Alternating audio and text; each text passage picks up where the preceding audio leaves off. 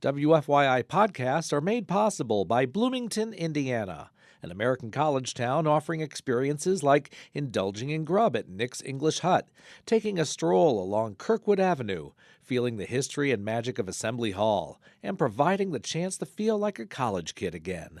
Plan your trip at visitbloomington.com.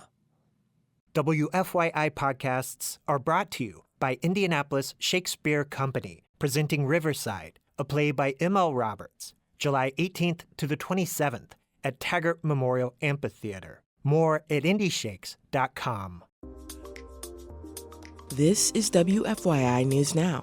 It's July 10th, and I'm Abriana Herron.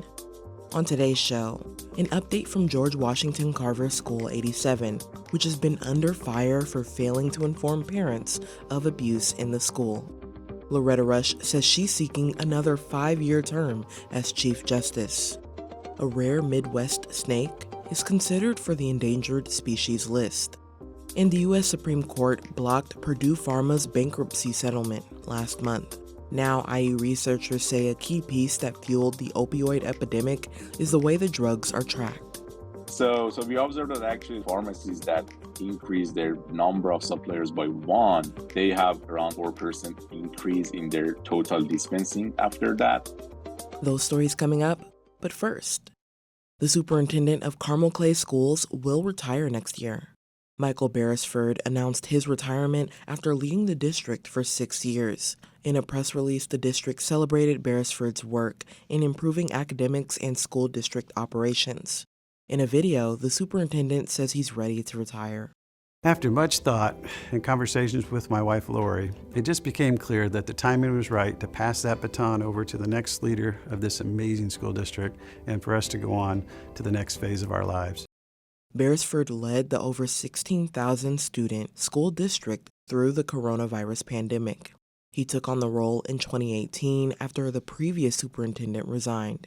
He will cap a 43-year career in education after the upcoming school year. Assistant Superintendent Tom Ostrike will become the next superintendent of Carmel Clay in July of 2025.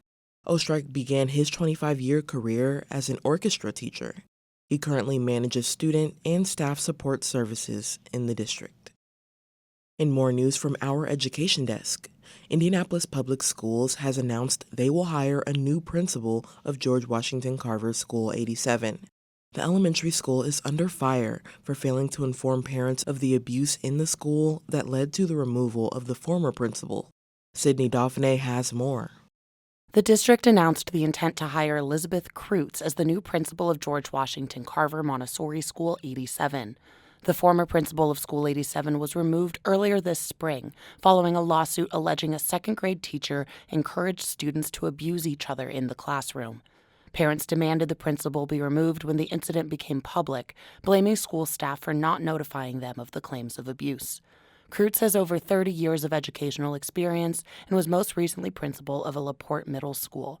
She's a graduate from Indiana State University and Indiana University. The IPS Board of Commissioners will vote on the appointment of Kreutz later this month.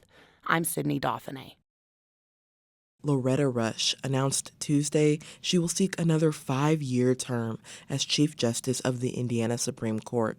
Indiana Public Broadcasting's Brandon Smith reports Rush became the first woman to serve in the role in 2014. The Chief Justice is chosen by the state's Judicial Nominating Commission from among the 5 justices on the Supreme Court. The commission is primarily made up of 3 citizens appointed by the governor and 3 lawyers appointed by other lawyers. Rush was first named Chief Justice in 2014 after being appointed to the state's High Court 2 years earlier by Governor Mitch Daniels. She is reappointed to the job in 2019 and now seeks a 3rd term. In a letter to judges and judicial branch staff, Rush says she wants to continue working on issues that include the state's attorney shortage, the opioid epidemic, improving court technology, and protecting judicial officers from violent threats. Rush's renomination bid has the support of the other 4 justices. For Indiana Public Broadcasting, I'm Brandon Smith at the State House. The U.S. Fish and Wildlife Services will reconsider whether to list a rare Midwest snake under the Endangered Species Act. Indiana Public Broadcasting's Rebecca Thiel reports the move is part of a settlement with the Hoosier Environmental Council and the Center for Biological Diversity. The Kirtland snake is a small snake with a bright red belly that primarily lives in wet meadows and prairies. It's endangered or threatened in every state where it lives, mostly due to habitat loss. David Van Gilder is the Hoosier Environmental Council's Senior Policy and Legal Director. He says if the snake gets listed, it could help preserve wetlands in Indiana, which recently lost significant protections due to changes in state and federal laws. Let's say a home builder decides to build a residential lot that's going to impact what is designated as critical habitat for these snakes, then there's federal law they have to deal with, and they won't be able to do it. The Fish and Wildlife Service has 2 years to decide whether to give the Kirtland snake federal protections. For Indiana Public Broadcasting, I'm Rebecca Thiel. And for our final story today, the U.S. Supreme Court blocked Purdue Pharma's bankruptcy settlement last month. The company's owners, the Sackler family, will not have immunity for its misleading marketing of OxyContin. But Indiana University researchers say another key piece that fueled the opioid epidemic is the way those drugs are tracked. WFIU's Binta Boutier reports. The Department of Drug Enforcement Administration monitors the prescription opioid supply using shipment data from distributors and manufacturers.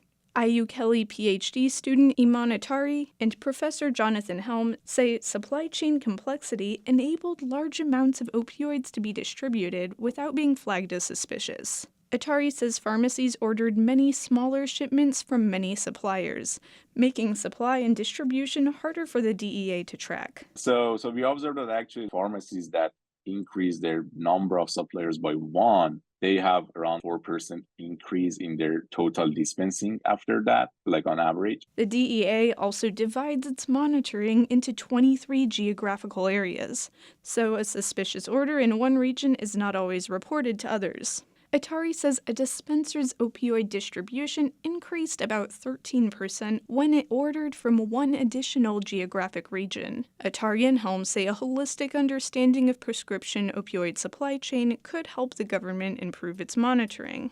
For WFIU News, I'm Binta Boutier. That's all for today's episode of WFYI News Now. Our podcast is produced by Drew Daudelin with support from the news team at WFYI and public media journalists across the state. Our news director is Sarah Neal-Estes. Kendall Antron produced our music, and I'm your host, Abriana Herron.